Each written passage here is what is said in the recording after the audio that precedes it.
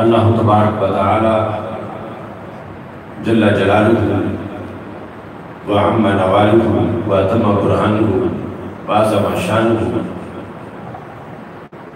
وجل ذکرہ وعز اسمہ کی حمد و ثنا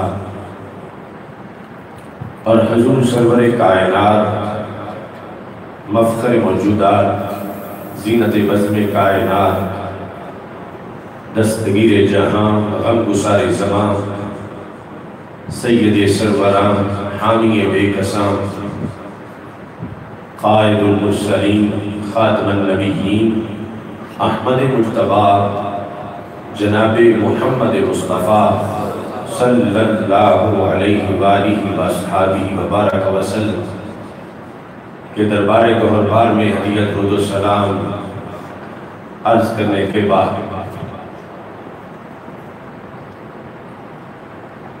رب ذوالجلال کے فضل اور توفیق سے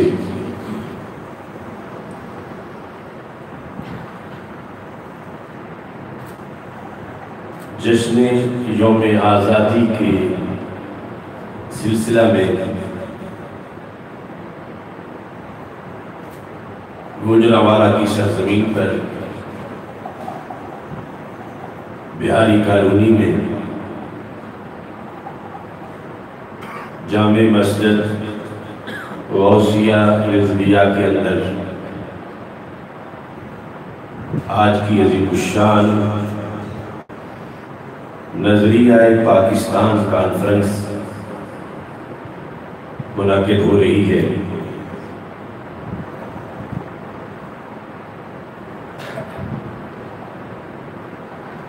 ہمارے نوجوانوں کی تنظیم الغالبون اور اس مسجد کے منتظمین کی طرف سے، انتظامیہ کمیٹی کی طرف سے، تمام اہل علاقہ کی طرف سے بڑی ہی عقیدت و محبت کے ساتھ اس کانفرنس کا انعقاد کیا جا رہا ہے۔ میری دعا ہے خالق کائنات جل جلالہ اس کاوش کو اپنے دربار میں قبول فرمائے۔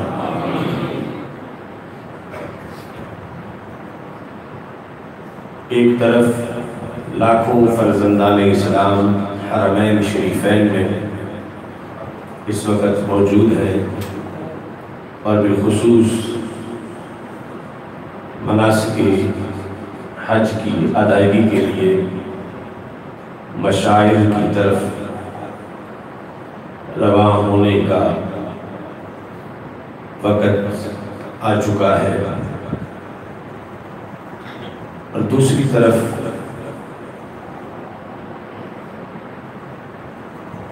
کلمہ اسلام کی بنیاد پہ بننے والی سلطنت پاکستان کے بالکل پڑوس میں مقبوضہ کشمیر کے اندر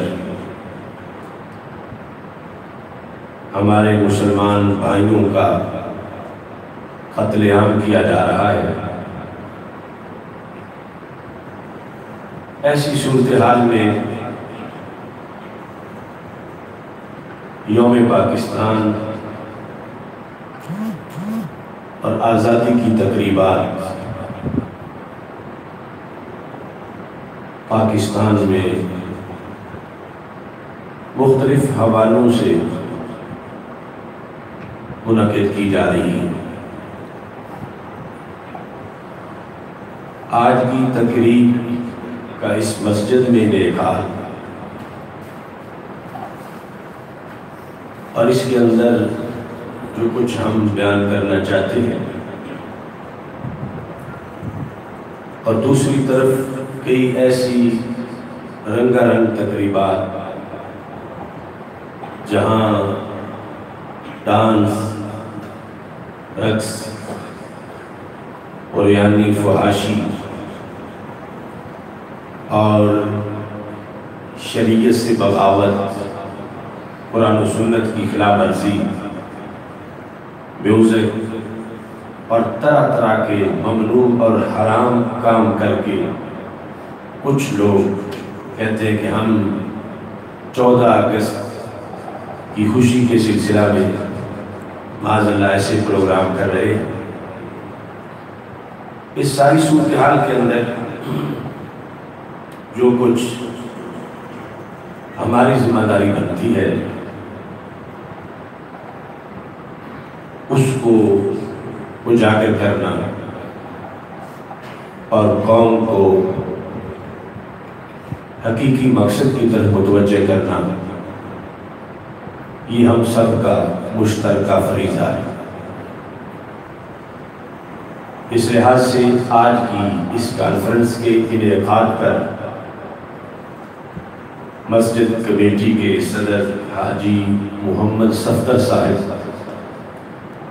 اور ان کے تمام جو ٹیم کے افراد ہیں، کمیٹی کے افراد ہیں، اور جو اس بہاری کالونی کے نوجوان جو ہماری الغالبون کے اندر ریڑھ کی حیثیت رکھتے ہیں، اور جتنے علماء کرام یہاں سرپرستی کر رہے ہیں، میں سب کو ہدیہ تبریک پیش کرتا ہوں۔ جوانوں کا جذبہ تو یقیناً قابل تحسین ہے ہی، بہاری کالونی کے بزرگوں کا جذبہ بھی بڑا قابل تحسین ہے، اور بوڑھے بھی اپنے جذبے میں یوں ہی نظر آتے ہیں جیسے جوان اپنے جذبات کا اظہار کرتے ہیں۔ عقیدہ اہل سنت کی خوشبو نے ان بچوں، جوانوں اور بوڑھوں کو منور اور معطر کر رکھا ہے۔ اللہ اسی مہک کے ہمراہ پوری زندگی بسر کرنے کی توفیق عطا فرمائے اور خاتمہ بالخیر فرمائے۔ آج کی اس تقریب میں شیخ محمد حنیف صاحب شرپوری رونق افروز ہیں، تحریک صراط مستقیم کے عظیم رہنما ہیں، اور ان کی بہت بڑی خدمات ہیں اہل سنت و جماعت کے لیے، اور پوری زندگی ان کی انہی راہوں میں گزر رہی ہے۔ اللہ تعالیٰ ان کو صحت و عافیت کے ساتھ لمبی زندگی عطا فرمائے۔ علماء اہل سنت کی ایک بہت بڑی تعداد بھی یہاں جلوہ گر ہے، بالخصوص اس مسجد کے خطیب استاذ العلماء حضرت علامہ مولانا محمد قمر رضا جلالی صاحب، اور تحریک لبیک یا رسول اللہ صلی اللہ علیہ وسلم ضلع گوجرانوالہ کے ناظم اعلیٰ علامہ محمد امانت علی سرداری جلالی صاحب، اور ہمارے نوجوان سکالر علامہ مولانا محمد عثمان لیاقت جلالی صاحب، صاحبزادہ انیس القبا جلالی صاحب، مولانا مظہر فریدی صاحب اور دیگر علماء کرام رونق افروز ہیں۔ اللہ تعالیٰ سب کی حاضری اپنی بارگاہ میں قبول فرمائے۔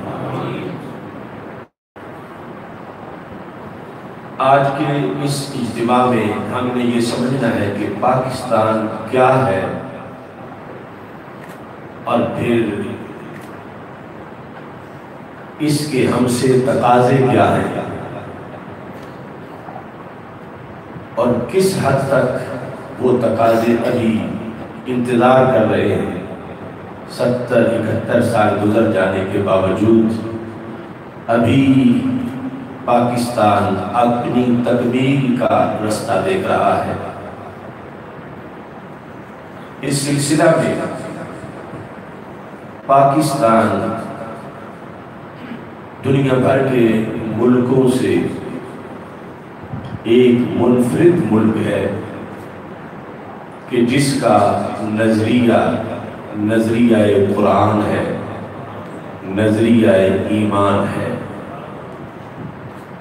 دنیا میں ملک تو کئی ہیں، ان کے پیچھے جب ہم مقاصد دیکھتے ہیں کہ بنانے والوں نے وہ ملک کیوں بنائے، تو کئی مقصد یہ نظر آتا ہے کہ وہ لوگ کسی رنگ کو باقی رنگوں پہ غالب کرنے کے لیے اپنے رنگ کا نعرہ لگا کر علیحدہ ملک بنانا چاہتے تھے۔ کہیں دیکھا گیا کہ وہ اپنی بولی ہر بولی پر غالب کرتے ہوئے کہ ہماری بولی جو ہے اس کی بیس پہ جو بھی اس بولی والے ہیں وہ ایک ملک بنا لیں۔ کہیں جغرافیہ کو پیش نظر رکھا گیا، کہیں کوئی نعرہ تھا، کہیں کوئی نعرہ تھا، مگر پاکستان وہ سلطنت ہے کہ جس کی تحریک میں ہرگز نہ رنگ کا نعرہ تھا، نہ نسل کا نعرہ تھا، نہ جغرافیہ، نہ بولی کا نعرہ تھا۔ اس کے لیے ایک ہی نعرہ تھا، پاکستان کا مطلب کیا؟ لا الہ الا اللہ۔ دستور ریاست کیا ہوگا؟ محمد الرسول اللہ صلی اللہ علیہ وسلم۔ اس واسطے یہ ایک منفرد ملک ہے۔ اگر رنگ، نسل، بولی یا جغرافیہ کی وجہ سے بننے والے ملک پر مسجد کے منبر پر تقریر کی جائے وہ ایک غلطی ہے، لیکن اگر نظریہ قرآن سے بننے والے ملک کی شان مسجد میں بیان کی جائے تو یہ اس کا حق ہے، کیونکہ یہ ملک بنا ہی قرآن کی قوت سے ہے اور مسجد، منبر، محراب اور خانقاہ کے فیض سے ہے۔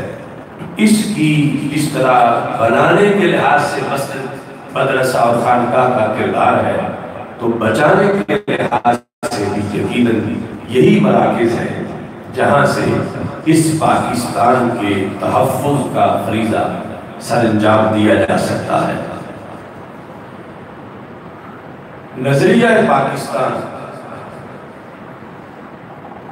حقیقت میں الہامی نظریہ ہے۔ رب ذوالجلال نے بذریعہ وحی یہ نظریہ سید المرسلین خاتم النبیین احمد مجتبی جناب محمد مصطفیٰ صلی اللہ علیہ وسلم کو عطا فرمایا، اور آپ نے فاران کی چوٹی پہ کھڑے ہو کر اس کا اعلان کیا۔ یہ نظریہ عرب شریف کی سرزمین پر اجاگر ہوتا دیکھا کہ جب بدر کی سرزمین پر آپس میں آمنے تلواریں لے کر جو لوگ کھڑے تھے ان کا رنگ بھی ایک تھا، بولی بھی ایک تھی، علاقہ بھی ایک تھا، اور اکثر کا تو خاندان بھی ایک تھا۔ نہ رنگ کی لڑائی تھی، نہ بولی کی لڑائی تھی، نہ جغرافی کی لڑائی تھی، نہ نسل کی لڑائی تھی، لڑائی نظریہ کی تھی کہ ایک طرف رحمان والے تھے اور دوسری طرف شیطان والے تھے، ایک طرف اللہ کو وحدہ لا شریک ماننے والے تھے اور دوسری طرف بتوں کے پجاری تھے، ایک طرف رب کائنات کے بندے تھے اور دوسری طرف لات منات کی پوجا کرنے والے تھے۔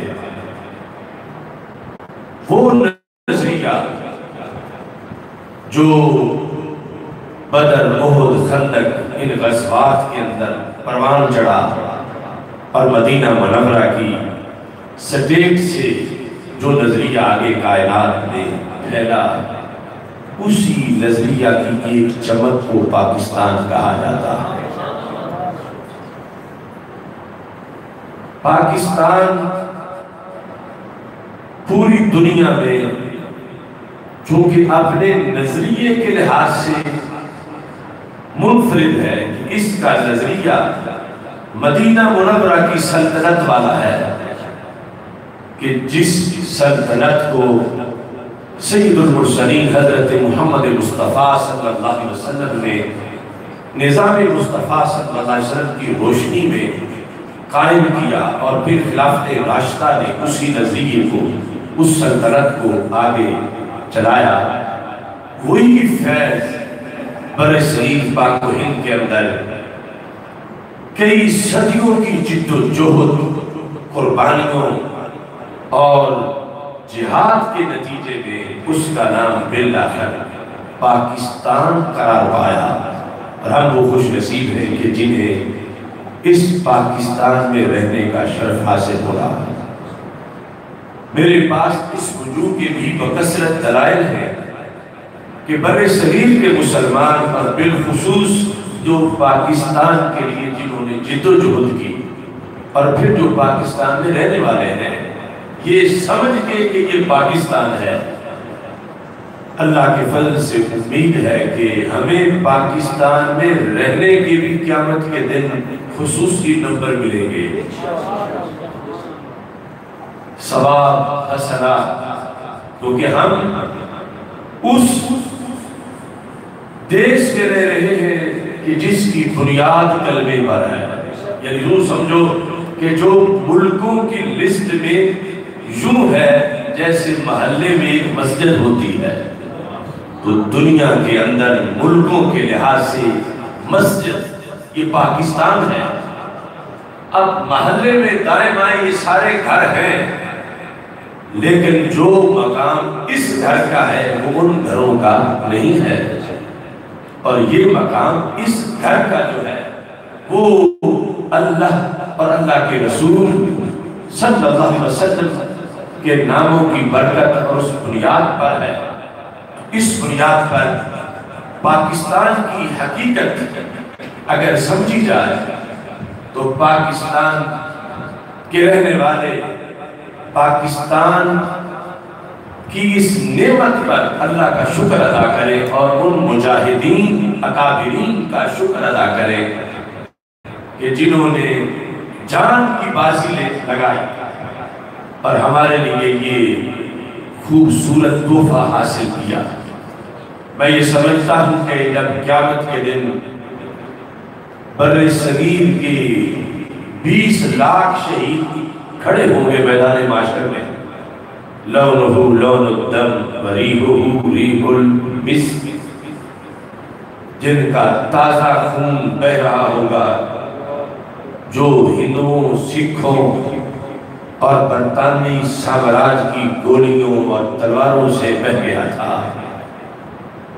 تو محشر کے میدان میں ایک عجیب منظر ہوگا کہ صدیوں پہلے تاجدار ختم نبوت حضرت محمد مصطفیٰ صلی اللہ علیہ وسلم نے جو نظریہ پیش کیا تھا، بر صغیر کے 20 لاکھ وہ شہید جو تحریک آزادی میں شہید ہوئے پاکستان کے لیے، یہ انعام یافتہ اس بیس پہ قرار پائیں گے کہ انہوں نے اگرچہ رسول اکرم صلی اللہ علیہ وسلم سے براہ راست یہ نظریہ پڑھا نہیں تھا، بلکہ سرکار کو دیکھا بھی نہیں تھا، سنا تھا، اور اس پر یہ اتنے ڈٹ گئے، اپنے بیٹے قربان کیے، اپنی جانیں قربان کی، اور عملاً وہ سلطنت مدینہ منورہ کی، اس سلطنت کے لیے انہوں نے صدیوں کوشش کی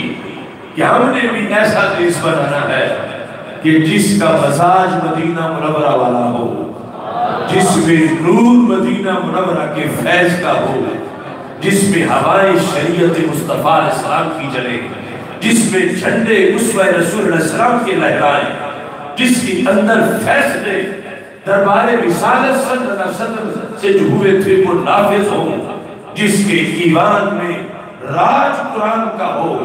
تو یہ اتنے بڑے مقصد کے لیے جن لوگوں نے جانیں دی وہ بھی عظیم ہیں، اور جو 2 کروڑ مسلمان اپنے ہنستے بستے مسکراتے گھر برادریاں کاروبار چھوڑ کے صرف دین کے لیے کہ ہم ایک زمین لے چکے ہیں دین کے لیے، اس میں ہم جی بھر کے رب کی بندگی کریں گے، اس مشن کے لیے 2 کروڑ مسلمان ہجرت کر کے جو پہنچے، تو میدان محشر میں یہ 2 کروڑ مہاجرین بھی بر صغیر کا اعزاز ہوگا۔ اس آخری عہد میں بھی اس قدر ان کے اندر حب رسول صلی اللہ علیہ وسلم اور اس قدر ان کے اندر جذبہ ایمانی قرار پایا کہ ان کو کاروبار بھی نہ روک سکا، گھر بھی نہ روک سکے، اپنی جاگیریں بھی نہ روک سکی، اور یہ اس شوق میں کہ ہمیں ایک مسجد چاہیے جس میں ہم جی بھر کی اللہ کی بندگی کر سکیں۔ یہ لوگوں کے نیزوں پر اپنے بچوں کو اچھلواتے ہوئے، اپنی قربانیاں دیتے ہوئے یہ اس سرزمین کی طرف بڑھا ہے، تو یقیناً پاکستان لفظ ایک ہے لیکن اس کی نوازنے والی نسبتیں کئی ہیں کہ اس کے ذریعے سے کتنے لوگ جنت میں جائیں گے۔ اس کی جد و جہد کے اندر، اس کے بنانے سے پہلے، بنانے کے بعد، اس کو بچانے کے لیے، اس کی حفاظت کے لیے، اس کی صحتوں پر جانے دینے والے، اس کے چپا چپا کو دہشت گردی کی آگ سے بچانے کے لیے اپنا خون چھڑکنے والے، اس کے نظریے کو ہائی لائٹ کرنے کے لیے قرآن و سنت سے اس کی نظریاتی سرحدوں پہ پہرا دینے والے اور اس کی بقا کے نعرے لگانے والے، یہ سارے وہ خوش نصیب ہیں جنہیں ایک لفظ پاکستان اپنی نسبتوں میں لپیٹ کے انشاءاللہ جنت کی طرف لے جائے گا۔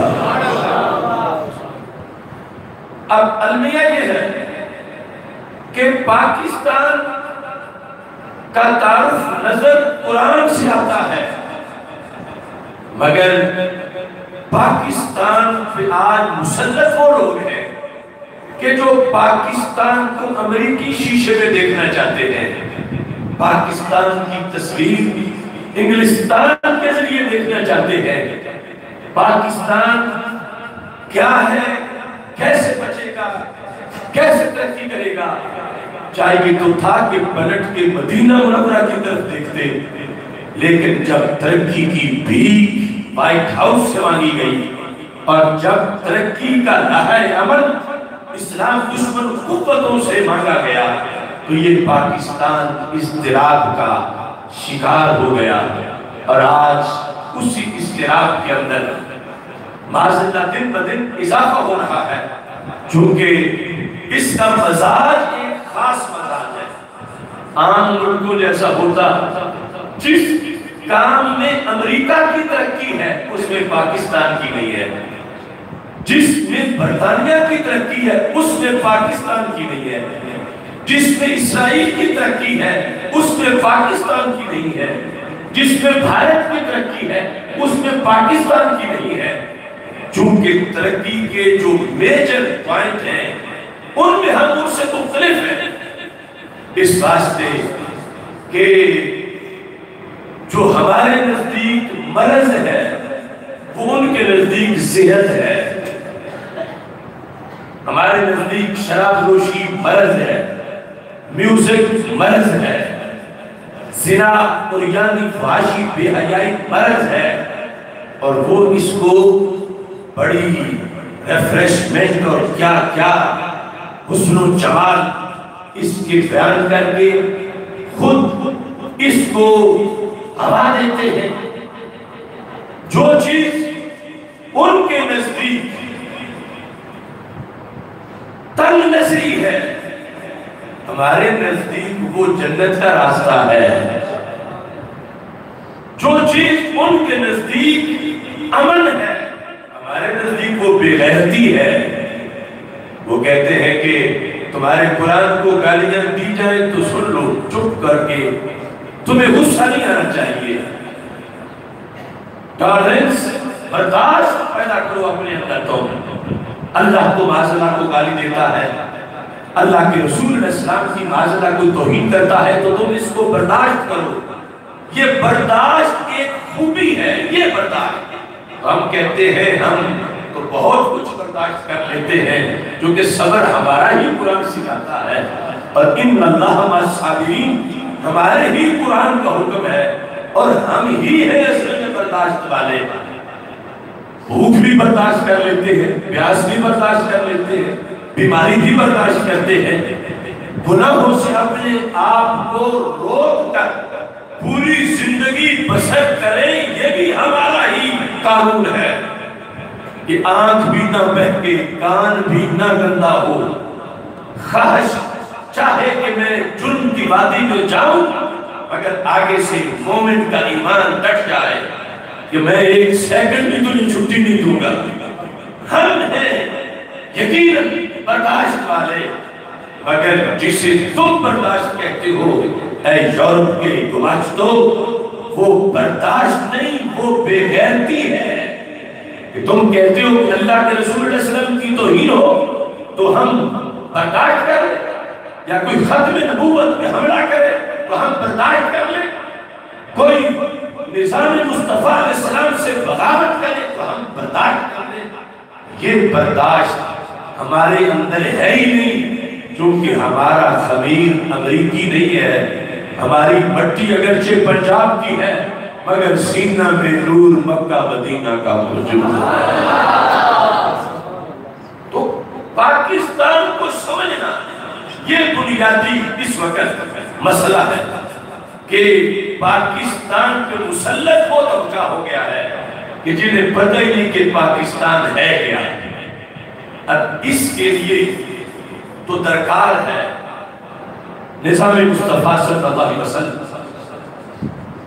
اس کے لیے یوں سمجھو کہ مچھلی ایک ہو، مچھلی اس کو آپ سونے کے محل میں پانی کے بغیر رکھیں، وہ تڑپے گی اور تڑپتے تڑپتے مر جائے گا. سونا اس کو مطمئن نہیں کر سکتا. اس کے لیے تم بہت اچھی خوراک رکھو کہ تو یہ روز کھا لے، وہ تڑپ تڑپ کے مر جائے گی. اس کا ایک اپنا مزاج ہے، اس کے ایک اپنے تقاضے ہیں، اس کی اپنی ڈیمانڈ ہے. تو اپنی ملت کو کیا اقوام مغرب سے نہ کر، خاص ہے ترکیب میں قوم رسول ہاشمی. ان کا منہ سیدھا جہنم کی طرف ہے، ہمارا سیدھا جنت کی طرف ہے. انہوں نے اور جگہ پہنچنا ہے، ہم نے اور جگہ پہنچنا ہے.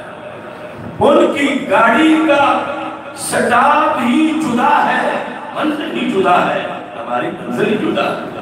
ہم آپس میں نتی ہو کے کیسے ایک گاڑی پہ بیٹھے، ہم کیسے ایک طرف چلے، یا ہم کیسے ان کے پیچھے چلے. کیونکہ اگر معاذ اللہ کسی نے جنت جانا ہو تو ان کے پیچھے چلے، تو ہم جنت کے مسافر ہیں، جہنم کے نہیں. اس بنیاد پر ان ملکوں پر پاکستان کو قیاس نہیں کیا جا سکتا. وہ گند ہے، ان کی ترقی اس گند پر ہے، اور ہمارا نظریہ ایمان سے ہے، قرآن سے بنا ہے. ہماری ترقی کا راز بھی قرآن نے بیان فرمایا ہے.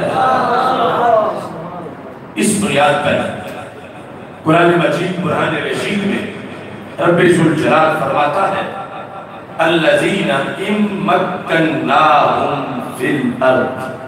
کیونکہ قرآن میں سب کچھ ہے، نظریہ بھی، آئیڈیالوجی، اور اس کے بعد اس کے لحاظ سے جو ذمہ داریاں ہیں وہ سب کچھ اس کی ایک ایک آیت کے اندر یہ سب کچھ موجود ہے.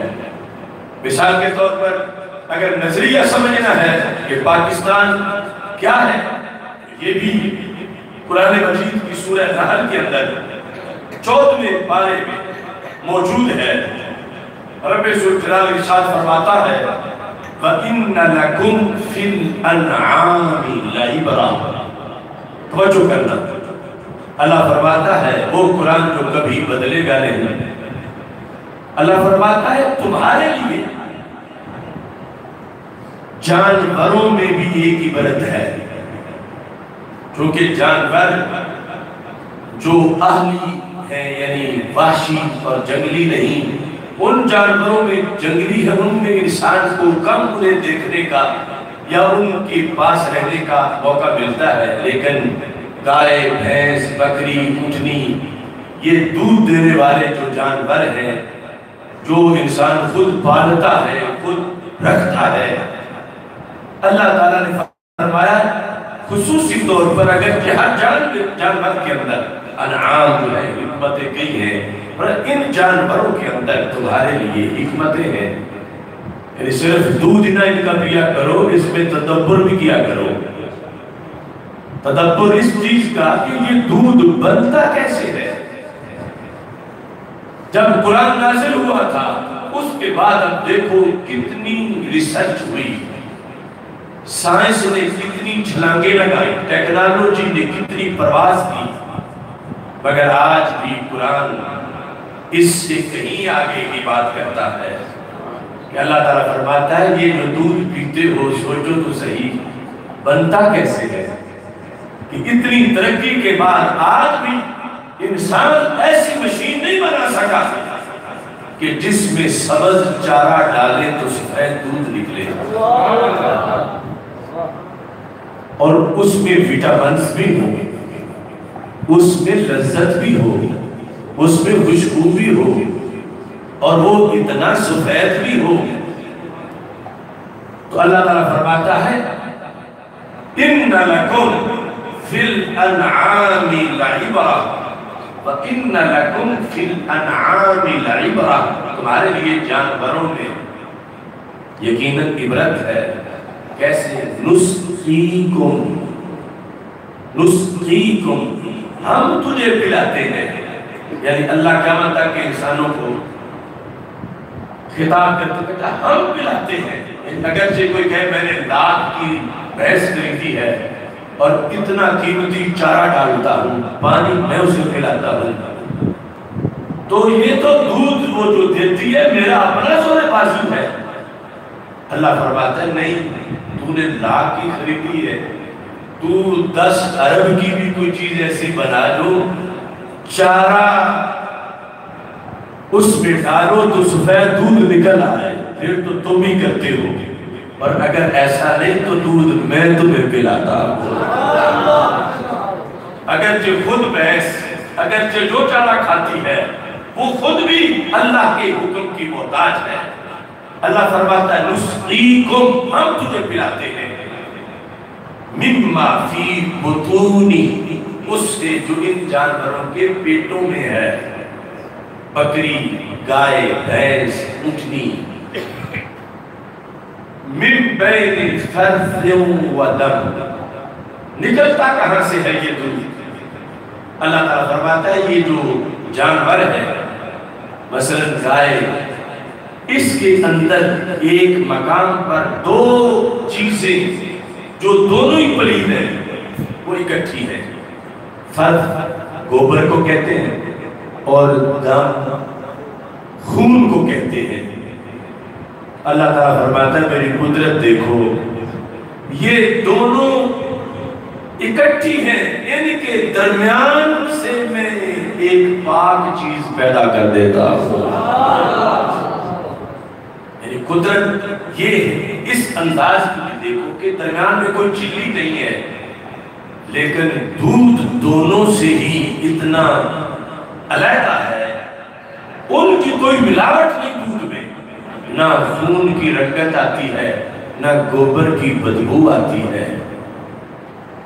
تو رب ذوالجلال نے یہ دعوت دی کہ دیکھو جو رب، تمہارا رب تمہارے لیے اتنا کچھ کر رہا ہے، وہ بھینس، وہ گائے، اگر رب کا حکم نہ ہوتا تو تم اس کے پستان کو ہاتھ لگا کے سلامت واپس اٹھ نہیں سکتے تھے اپنے جسم کے نرم حصے سے، وہ ہاتھ نہ تجھے لگانے دیتی، تمہارے دانت نکال دیتی، لیکن اب رب کا حکم ہے تو وہ یوں اپنا بدن 4 ٹانگوں کے درمیان ڈھیلا چھوڑ دیتی ہے کہ تمہارا بچہ بھی دودھ نکالتا ہے تو آگے سے کچھ نہیں کہتی، تابع ہو کر، مسخر ہو کر، عاجز ہو کے کھڑی ہے۔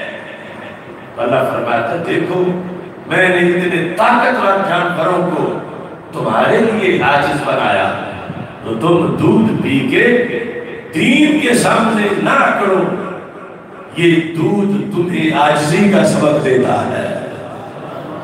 اور جب وہاں جہاں 100% ملاوٹ کے چانسز تھے، رب نے ملاوٹ نہیں ہونے دی، تو پھر جس کو رب نے خالص بنایا ہے پھر تم اس میں کیوں اپنی طرف سے ملاوٹ کرتے ہو؟ اور جو رب ہو کے روزانہ تمہارے لیے خالص دودھ کا بندوبست کرتا ہے تو تم اس کے لیے دین کو خالص کیوں نہیں رکھ سکتے؟ اب یہاں پر جو سب سے مین چیز ہے وہ یہ رب کی قدرت کہ دو پلیتوں سے پاک نکالنا. یہ کس کی شان ہے؟ اللہ کی. کس کی شان ہے؟ دو پلیتوں سے پاک نکالنا یہ کس کی شان ہے؟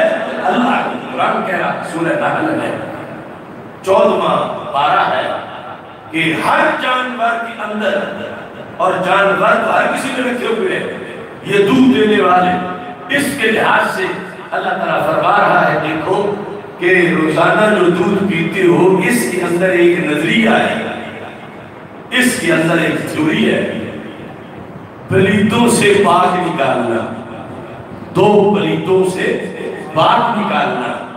ایک پلیت گوبر اور دوسرا پلیت خون، دونوں کے بیچ سے دودھ نکالنا یہ شان خداوندی ہے. تو اس آخری عہد میں اسے ہی تو نظریہ پاکستان کہتے ہیں کہ ایک طرف پلید ہندو تھا اور دوسری طرف پلید انگریز تھا. ان دو پلیدوں کے بیچ سے رب نے پاکستان عطا فرما دیا. یا رسول اللہ لبیک لبیک لبیک یا رسول اللہ لبیک لبیک لبیک یا رسول اللہ لبیک لبیک لبیک یا رسول اللہ لبیک لبیک لبیک یا رسول اللہ لبیک لبیک لبیک یا رسول اللہ. اس بنیاد پر یہ ہم جب پاکستان کی بات کرتے ہیں، بالخصوص میں اپنے لحاظ سے کہہ رہا ہوں، تو اس کے اندر جو میں اپنا ایمان رکھ سمجھتا ہوں اور اس کو میں بیان کرتا ہوں، پاکستان کے عنوان میں اگرچہ اس پر کچھ لوگ بھارت میں جو ہمارے ویسے فالوور ہیں، لیکن اس بیس پر آ کے انہیں پھر کچھ شکایت بھی ہوتی ہے کہ تم ہمارے ملک کے مقابلے میں پاکستان کی جو عظمت قرآن و سنت سے بیان کرتے ہو، اس سے ہمیں تکلیف ہوتی ہے. آخر ہمارا بھی دیش ہے، تمہارا بھی دیش ہے، دیش ایک جیسے ہوتے ہیں. تو میں کہتا ہوں کہ بھارت کا نظریہ، انڈیا کا نظریہ وہ نظریہ نہیں جو نظریہ پاکستان کا ہے. وہاں تو گائے پرستی، گائے کا پیشاب، وہ ایسے کبھی نظریے ان پر اس ملک کی حالیہ صورتحال کی بنیاد ہے. اصل میں نہیں، اصل تو یہ ہے ہر ملک ماس کہ ملک خدائے ماس. ہر ملک ہمارا ملک ہے. کیوں؟ ہمارے اللہ کا ملک ہے، ہمارے اللہ کا ملک ہے، اور ان کے بتوں کا تو چپا بھی نہیں. ہمارے رب نے تو اتنی وسیع زمین بنائی ہے. اور یہ فلسفہ آج اجاگر کرنے کی ضرورت ہے. یعنی اب کشمیر میں جو کچھ ہو رہا ہے، قرآن کہتا ہے جہاد فرض ہے، اور یہاں یہ صورتحال ہے کہ اگر ہم نے بارڈر کراس کیا ادھر تو پھر فلاں چیز کی خلاف ورزی ہو جائے گی، فلاں قانون کی خلاف ورزی ہو جائے گی، فلاں قانون کی خلاف ورزی ہو جائے گی. اور یہ نہیں سوچا جا رہا کہ سب سے بڑے قانون کی خلاف ورزی ہو رہی ہے جو اللہ کا دیا ہوا قانون ہے. مَا لَكُمْ لَا تُقَاتِلُونَ فِي سَبِيلِ اللَّهِ. اللہ فرماتا ہے کیا تم کیوں نہیں اللہ کے راستے میں جہاد کرتے؟ یہ آیات بھی تو قرآن کی ہے. 5 وقت نماز کا ٹائم نکالنا جیسے ہمارے شیڈول میں ہے اور ہونا ضروری ہے. روزے کا شیڈول مہینہ ضروری ہے، زکوٰۃ نصاب پر ضروری ہے، استطاعت پہ حج ضروری ہے. ایسی انہی پلرز آف اسلام میں ایک جہاد بھی ہے. کیا کبھی ہم نے اس پر سوچا کہ وہ ہمارے کون سے وہ دن ہیں جس میں ہم جہاد کی ادائیگی کر رہے ہیں؟ اور عمومی طور پر تو فرض کفایہ ہے، لیکن جو حالات کشمیر میں اب فرض عین ہے، اب فرض عین ہے، اور اس فرض کی ادائیگی سے ہمیں روکنے والی قوتیں امریکہ اور غیر مسلم قوتیں کہ وہ خود تو جہاں چاہے وہاں جا گھستے ہیں کہ ہم ان لوگوں کی مدد کرنے آ گئے ہیں، اور جہاں ہمیں قرآن بھیجنا چاہتا ہے اس کو دہشت گردی قرار دیتے اور اس کی طرف جانے کی اجازت نہیں دے رہے، جبکہ ہم وہ ہیں کہ دنیا بھر میں غزوہ بدر سے لے کر آج تک جہاں بھی مسلمان گیا ہے جہاد کے لیے، یہ کسی کی زمین پہ قبضہ کرنے نہیں گیا، یہ اپنا قبضہ چھڑانے گیا ہے۔ ظلم زیادتی تو تب ہو جب ہم کسی کا کچھ چھینے۔ بخاری شریف میں 4 بار یہ حدیث آئی ہے، میرے آقا صلی اللہ علیہ وسلم نے یہ فرمایا، اس وقت جو تختوں پہ بیٹھے ہوئے بادشاہ تھے انہیں، اس وقت یہود جو اپنے ڈیرے بنا کے بیٹھے ہوئے تھے، آپ نے فرمایا وَاعْلَمُوا أَنَّ الْأَرْضَ لِلَّهِ وَلِرَسُولِهِ، اے دنیا کے اپنی اپنی جگہ اپنے دعوے میں جو بادشاہ بن کے بیٹھے ہو، تم میں کوئی بھی بادشاہ نہیں۔ کیوں؟ فرمایا جب سے میں آیا ہوں سارے جو قبضہ گروپ ہیں ان کے تختے الٹ گئے ہیں، وہ غیر قانونی تختے لگا کے بیٹھے ہیں، اب وہی ملک بنے گا جس کو محمد عربی ملک بنائیں گے صلی اللہ علیہ وسلم۔ وَعَلَمُوا، جان لو یہ زمین غیر کی ہے، تمہاری نہیں، یہ زمین ان الارض ایک کنار کی بات نہیں ہے، ایک ایکڑ کی بات نہیں ہے، ایک ملک کی بات نہیں ہے، فرمایا شمال سے جنوب، شرق سے غرب تک پوری کی پوری زمین سرکار فرماتے ہیں خدا کی ہے، خدا کے مصطفیٰ کی ہے صلی اللہ علیہ وسلم۔ یہ ہے اسلام۔ اسلام صرف مسجد کے چند مردوں کا دعوے دار نہیں، اسلام کہتا ہے کہ جس رب نے یہ دین بھیجا ہے اس رب نے ساری زمین پیدا فرمائی ہے اور اس کے بندوں کی ہے، اور جو اس رب کے باغی بن جائیں انہیں وہ نہیں دیتا، ان کے قبضے ہیں، ان کا قبضہ چھڑانا یہ جہاد ہے۔ اس واسطے مسلمان کو کوئی زیادتی کرتے ہی نہیں، یہ تو اپنا حق لیتا کہ ساری زمین ہمارے اللہ کی ہے، ہمارے رسول صلی اللہ علیہ وسلم کی ہے، سرکار نے فرمایا اللہ کی اور اللہ کے رسول صلی اللہ علیہ وسلم کی ہے۔ دلی کا تخت جہاں ہے وہاں بھی زمین ہماری ہے، اور وائٹ ہاؤس جہاں ہے وہاں بھی زمین ہماری ہے، اور تل ابیب جہاں ہے وہاں بھی زمین ہماری ہے۔ اور ہمارے آقا اسلام فرماتے ہیں الجہاد ماضٍ الی یوم القیامہ، قیامت تک قبضہ چھڑانے کا جہاد جاری رہے گا۔ اب یہ نظریہ اسلام کے اندر اتنا واضح ہے، یعنی اسلام اس پر اکتفا نہیں کرتا کہ صرف مسجد کے 4 کنار جو ہے اس کو لے کر بندہ چپ کر کے بیٹھ جائے۔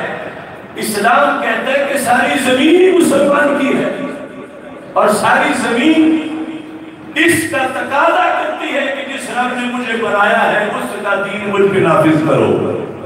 یہ ساری زمین کا حق مارا جا رہا ہے کہ جو اللہ کا دین اس پہ نافذ نہیں ہے، اور بالخصوص یہ بر صغیر جو ہے اس کے لحاظ سے تو ہم نے وہ جو غزوہ ہند کے لحاظ سے کانفرنس کی اس میں بھی بتایا کہ یہ خاص زمین ہے کہ رب کے پہلے پیغمبر سیدنا آدم علیہ السلام ان کا قدم جنت کے بعد جس جگہ لگا اس کو سرزمین ہند کہا جاتا ہے.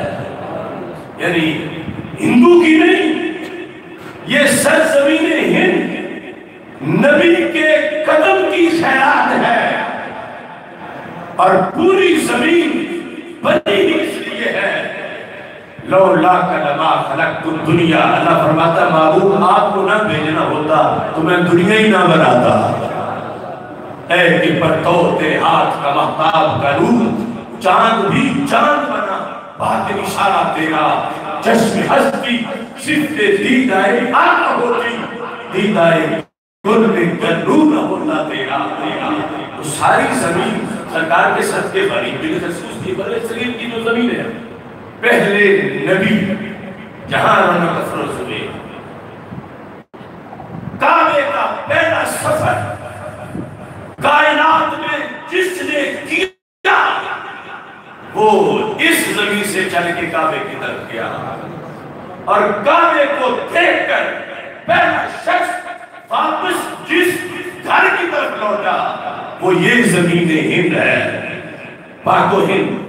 یہ سرزمین اور کائنات کے اندر زمین پر سب سے پہلے جہاں اللہ اور اللہ کے رسول علیہ السلام کے نام کی اذان گونجی، وہ زمین یہ ہے کہ جس کو ہم اپنا حق سمجھتے ہیں. کشمیر ہو یا دلی ہو، یہ ہماری زمین ہے.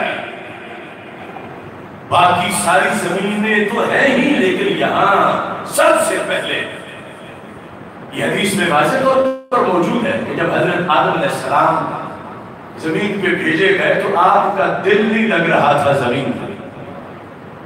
سری لنکا جو اسی ایریا سے منسلک ہے وہاں اترے تو اب وہ ماحول جنت کا، فرشتوں کی رونق، اب زمین پہ آئے اکیلے تو دل نہیں لگ رہا تھا. تو رب ذوالجلال نے جبریل علیہ السلام کو بھیجا. یہ بھی ریکارڈ ہے اسی زمین کا کہ جہاں پہلی بار جبریل آئے اللہ کا پیغام لے کر. اس زمین پہ آج ہندو مندر بنائے بیٹھے ہیں، اس زمین پہ آج قبضہ ہے اور ہم وہ قبضہ چھڑانے کی بات کر رہے ہیں. اور پاکستان وہ قلعہ ہے کہ جو آگے بڑھے گا انشاءاللہ اور بارڈر پار ایک نیا پاکستان نظر آئے گا. تو اب یہ جو صورتحال ہے، ہمارے آقا صلی اللہ علیہ وسلم نے فرمایا کہ جب دل نہیں لگ رہا تھا حضرت آدم علیہ السلام کا تو جبریل علیہ السلام ان کا دل لگانے آئے. رب نے کہا کہ ایک ترانہ دے آؤ، وہ بڑھے گے تو ان کا دل لگ جائے. وہ ورد ہے، وہ وظیفہ ہے. وہ کیا تھا؟ وہ یہ 5 وقت جو ہماری مسجد سے اذان ہوتی ہے، یہ اذان ہمارا نشان. ابھی زمین پہ دوسرا انسان نہیں تھا. ہماری مور اس وقت لگی ہوئی تھی. مندروں میں گھنٹیاں بجانے والوں، تمہارے پاس مودی کے حوالیوں، تمہارے پاس کوئی ڈاکومنٹس ہیں سرزمین ہند کے یا کشمیر کے؟ ہمارے پاس ڈاکومنٹس ہیں. اس زمین کی رجسٹری محمد عربی کے غلاموں کے نام ہے. اولیاء کا ہے فیضان پاکستان، پاکستان ہے فیضان پاکستان، پاکستان کا مطلب کیا؟ لا الہ الا اللہ. پاکستان کا مطلب کیا؟ لا الہ الا اللہ. تو اذان گونجی، اشہد ان لا الہ الا اللہ. اس زمین کا شرف ہے اشہد ان محمد رسول اللہ صلی اللہ علیہ وسلم. اور اس کا یہ مطلب نہیں کہ ہم اس کو معاذ اللہ کوئی کہے کہ پھر مکہ اور مدینہ، مکہ مکرمہ اور مدینہ منورہ سے اس کا کوئی تقابل بنے. نہیں، مکہ مکرمہ اور مدینہ منورہ ان کی عظمت تو طے شدہ ہے. اور ائمہ نے اس پر بحث کی، کہا کہ وہی جس چیز نے شرف بخشا تھا ہند کو، وہ چیز جب اپنے عروج کو پہنچی تو نام مکہ مدینہ قرار پایا۔ یہاں سے آغاز تھا اور افضلیت وہاں کی ہے۔ اب بلا وجہ نہیں کہ بر صغیر میں غازیوں کی لسٹ ہے کہ جو برداشت نہیں کر سکے سرکار کی توہین کو جاننے دے دی ہے۔ بلا وجہ بر صغیر کے مزاج میں اس کے رسول علیہ السلام نہیں، اس کا سبب ہے کہ یہ وہ مٹی ہے جس نے سب سے پہلے رسالت کی گواہی دی ہے۔ رسول اکرم صلی اللہ علیہ وسلم کے ترانے گائے ہیں، اور جب آدم علیہ السلام نے پوچھا، اس حدیث میں ہے کہ یہ جو میرے لیے ایک وظیفہ دیا جا رہا ہے، اس کے اندر بطور خاص جن کا ذکر ہے ان کی خصوصیت کیا ہے، تو اللہ نے فرمایا یہ وہی حضرت محمد مصطفیٰ صلی اللہ علیہ وسلم کے تخلیق کے بعد تمہاری نگاہ کے سامنے جن کا نام تھا، یہ وہ ذات ہے جن کو ہم نے تاجدار ختم نبوت بنایا ہے۔ لبیک یا رسول اللہ، لبیک لبیک لبیک یا رسول اللہ، لبیک لبیک لبیک یا رسول اللہ، لبیک لبیک لبیک یا رسول اللہ، لبیک لبیک لبیک یا رسول اللہ، لبیک لبیک لبیک یا۔ اسی حدیث میں یہ بھی ذکر ہے تو ختم نبوت پر بر صغیر کا مسلمان ایک اپنا مخصوص سٹائل رکھتا ہے، اس واسطے اس نبی پہ سب سے پہلے رسالت مصطفیٰ علیہ السلام اور ختم نبوت کا تذکرہ جبریل علیہ السلام نے حضرت آدم علیہ السلام کے ساتھ مل کے کیا۔ تو یہاں چپے چپے کا حق ہے اس پہ تاجدار ختم نبوت کانفرنس منعقد کی جائے، یہ اس کا پس منظر ہے۔ اور اس واسطے یہ بر صغیر کے مسلمانوں کو خیال آیا، ورنہ تو یمن ہے، شام ہے، عراق ہے، اور وہ بڑے بڑے فضائل والے ملک ہیں۔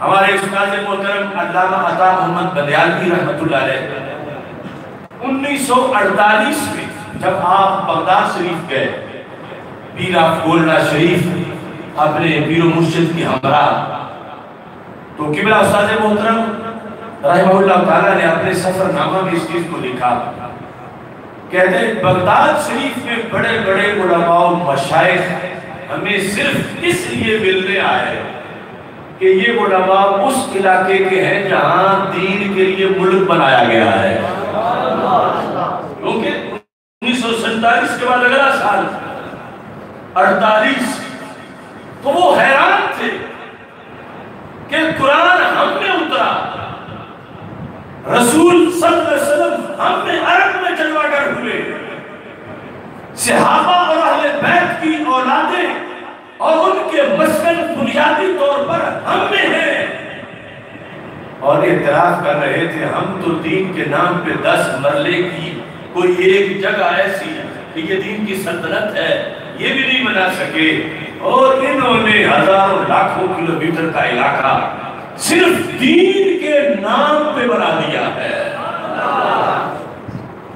دیکھو نا، چلانا چلو آج ہماری غلطیاں کوتاہیاں بات والے سنبھال نہیں سکے، لیکن دین کے نام پر علم اعلان کٹ کے ملک بنانا یہ کوئی چھوٹا کارنامہ تھا۔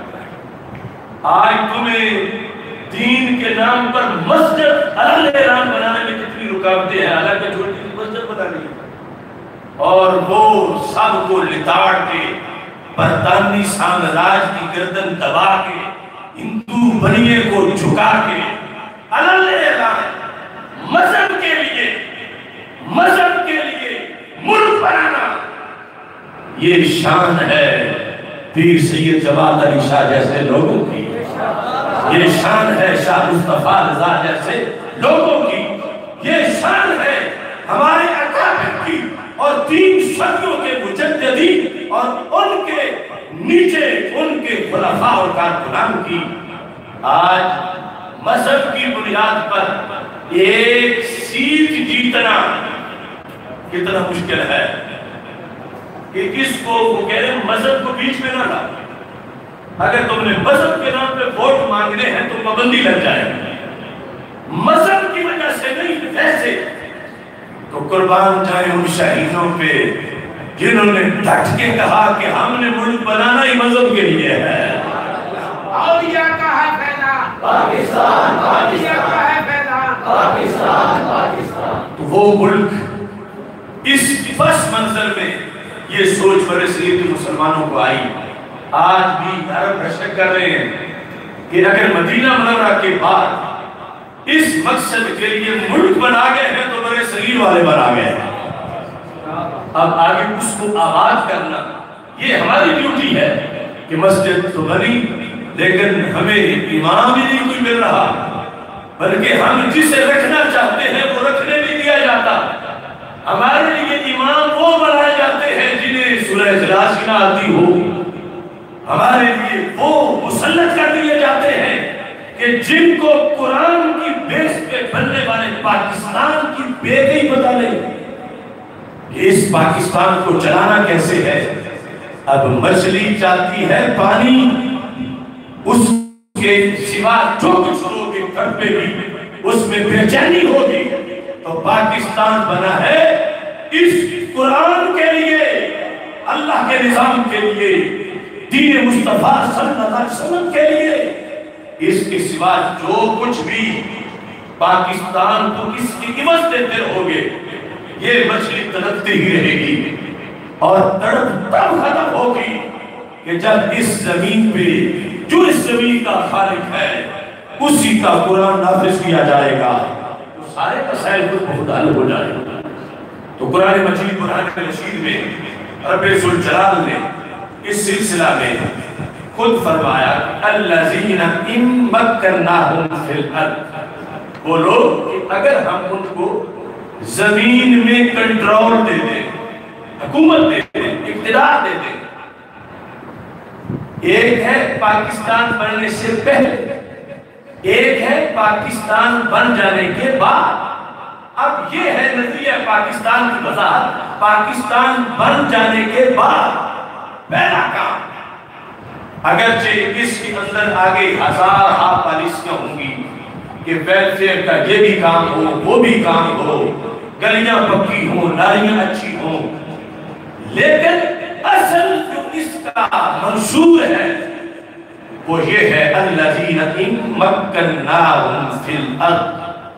وہ لوگ اگر ہم ان کو زمین میں کنٹرول دیں حکومت دیں اقتدار دیں ان کو علاقہ دے دیں جیسے ہمیں پاکستان دے دیا گیا تو وہ کیا کریں اس کا شکر ادا کریں. کیسے اقام الصلاۃ نماز قائم کریں نماز قائم کریں. ایک ہوتا ہے صرف ادائیگی ایک ہوتی ہے اقامت صلاۃ.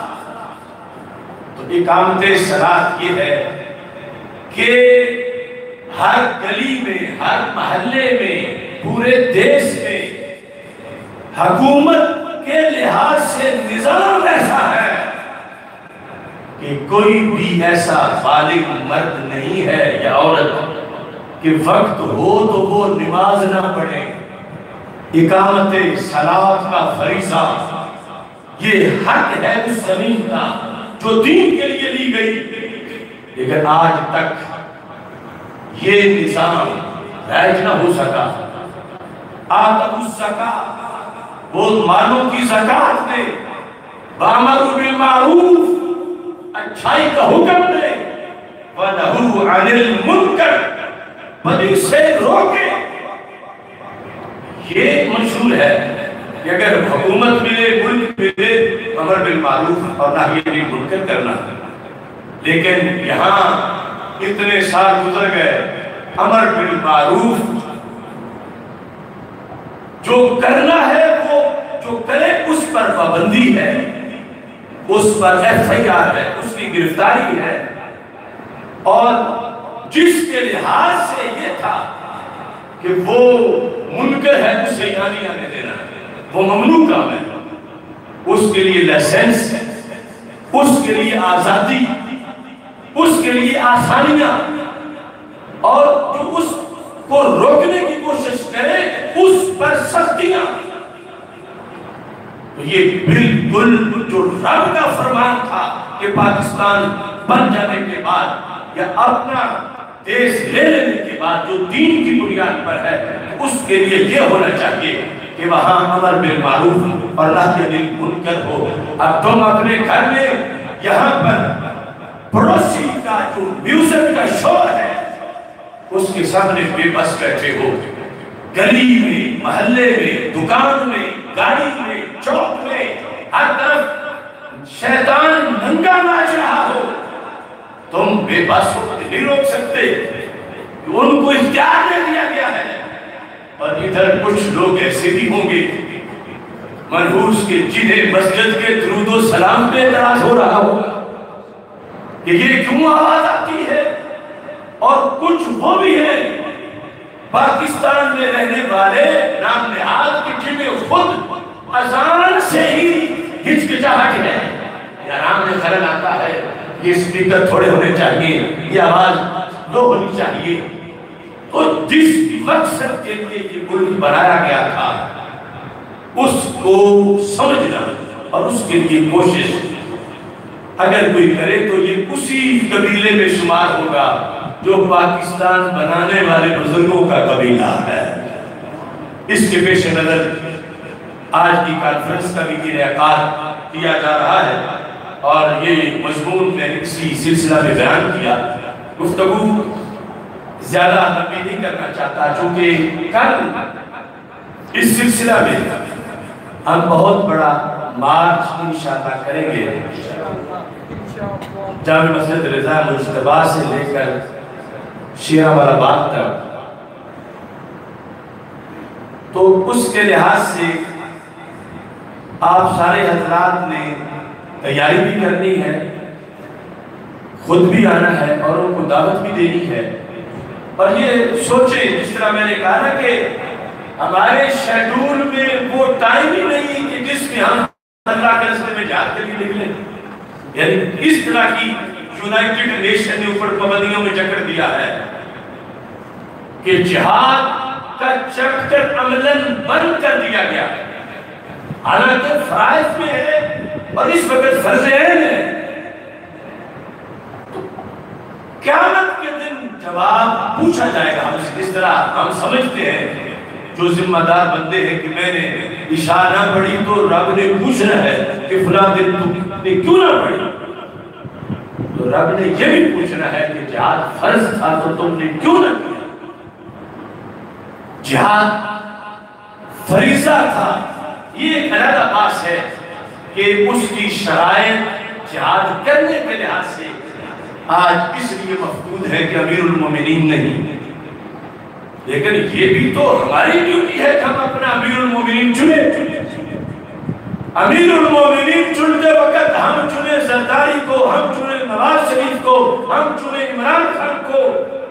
اس وقت ہمیں سوچنا چاہیے کہ ہم کوئی امیر المومنین چنیں جو امیر المومنین ہو اور جس کے سہارے ساری امت اپنے دینی فرائض بھی ادا کر سکے. لیکن آخر رب کا تو فرض ہے. تو اس سلسلہ میں کچھ نہ کچھ جواب تیار کرنے کے لیے آگے رب سے فضل کے انتظار میں کہ رب اتنا کا ہم نے کیا تھا، یہ وہ پورا تو نہیں ہے لیکن تھوڑا سا ہم نے یہ کوشش کی تھی، آگے سرکار کے صدقے فضل ہو جائے گا. تو اس کوشش کا ایک حصہ یہ ہے اگر وہ جو اصل کام تھا کہ تلواریں ہاتھ میں لے کر ہم بارڈر پار کر جاتے، اور اس لیے بھی آج یہ کام ہمارے لیے مشکل ہوا کہ کچھ لوگوں نے اس طرح کر کے جہاد کو بدنام کر دیا اور وہ جہاد فساد بنا جو ہر اپنا امیر بنا کے اس کے زیر سایہ کرنا لگے. امت کے امیر کے زیر سایہ ہوتا ہے. تو ہم چاہتے ہیں کوئی بھلا نہ کر پائے تو کم از کم فساد بھی تو نہ ہو، لیکن کچھ نہ کچھ کرنا ہے. تو اس واسطے تم بہاری کالونی سے چل کے رضا مصطفیٰ اس مقصد کے لیے پہنچو کہ ادھر کشمیری بہنیں بلا رہی ہیں کہ کہیں کوئی محمد بن قاسم ہے، کہیں کوئی خالد بن ولید زندہ ہے، کہیں کوئی محمود غزنوی ہے۔ تو یہاں ہم گوجرانوالہ میں پورے ملک میں آواز بلند کر کے کم از کم اتنا حوصلہ تو دیں کہ پہنچ نہیں پا رہے، مگر ماؤں نے تمہاری چیخ پکار اور آہ سننے والے بیٹے پیدا کیے ہوئے ہیں، اور ہم زندہ ہیں اور تمہاری مدد کے لیے کوشاں ہیں، اور اپنی حکومت کو اس بات پر لا رہے ہیں کہ صرف اس کے سفیر کو نکالنا، انڈیا کے سفیر کو نکالنا، تجارت کو ختم کر دینا یہ کافی نہیں۔ اب وقت کسی یادداشت کا نہیں کہ اقوام متحدہ کو ہم یادداشت پیش کریں، اب وقت صرف مذمت کا نہیں، اب وقت قرارداد کا نہیں، اب وقت جہاد کا ہے۔ اس کے لیے حکومت ہماری فوج اللہ کے فضل سے جو سپیشلسٹ ہے اس ادائیگی کے لحاظ سے ہم اس کے ساتھ ہیں، اسے اجازت دی جائے کہ وہ وہاں پر جو بے جان و مددگار مسلمان ہیں ان کی حفاظت کے لیے پہنچے۔ اس سلسلے میں چھوٹی سی ڈیوٹی، اگر دھوپ میں ہمیں چند قدم اٹھانے پڑے تو بتاؤ اٹھانے چاہیے یا نہیں اٹھانے چاہیے؟ اور اس میں یہ بھی ہے کہ جس جائز کام کو ناجائز نہ ہو، جائز ہو، اس کو دیکھ کے کسی کافر پر کبھی تاری ہو یا اس کو پریشانی ہو تو رب ہر قدم پہ ایک نیکی لکھ دیتا ہے۔ اور اس میں واضح طور پر ہی ہے، مثلا ہم نے تو برما کے مسلمانوں کے لیے مارچ کیا تھا لاہور میں، گوجرانوالہ میں، میرے ہاتھ میں تلوار تھی تو انڈیا کے چینلوں نے خود وہ تلوار دکھائی، اس کا روح انہوں نے تو اقوام متحدہ اور امریکہ سے شکایت لگاتے ہوئے دیکھو یہ ہمیں تلواریں دکھا رہے ہیں، دیکھو یہ کر رہے ہیں، لیکن ہندو کی نسل کو ڈر تو آیا۔ تو اگر ہم گوجرانوالہ میں اس قدر اکٹھے ہو کر جب نعرہ بلند کریں کہ کشمیر بنے گا، کشمیر بنے گا، ہم لے کے رہیں گے، ہم لے کے رہیں گے آزادی، ہم سب کا نعرہ کشمیر کا نعرہ۔ اس سے انڈین آرمی تو آدھرا وہاں پر کشمیریوں کو نوچ رہی ہے، ان تک بات پہنچے گی، مودی شیطان تک بات پہنچے گی، پوری دنیا میں جو پیچھے ان شیطانوں کی حامی ہیں ان تک بات پہنچے گی، تو اللہ کے قرآن کے مطابق نیکی لکھی جائے گی۔ اس بنیاد پر یہ دعوت جو تھوڑا سا ٹائم ہے اس میں آپ نے آگے بھی دے دی ہے، اور جتنے لوگ اس وقت آپ موجود ہیں میں اس پر یہ امید رکھتا ہوں کہ آپ انشاءاللہ ضرور اس سلسلہ کے لیے بوڑھے بچے جوان نکلیں گے، اور رضا مصطفیٰ سے پھر آگے مارچ جو ہے وہ شروع ہوگا۔ مولانا قمر جلالی صاحب کی قیادت میں، حاجی صفدر صاحب کی قیادت میں اور الغالبون کے ہمراہ آپ وہاں پر پہنچے، اور جتنے بھی اس وقت ہمارے جوان یہ استقبال کر رہے تھے، میں کہوں گا کل موقع ہے کہ سارے کے سارے منظم طریقے سے ان مظلوم مسلمانوں کی حمایت کے لیے آواز بلند کریں۔ تمام خطبہ اس پر ہی جمعہ پڑھائیں، جو کہ پورے ملک میں کل ہم یوم تحفظ کشمیر منا رہے ہیں، اور یہ بہت بڑا اس وقت فریضہ ہے جس کی طرف ہم حکومت کو لانا چاہتے ہیں۔ اللہ تعالیٰ ہم سب کو اس سلسلہ میں سرخرو ہونے کی توفیق عطا فرمائے۔ وآخر دعوانا ان الحمدللہ رب العالمین۔ صفا جان رحمت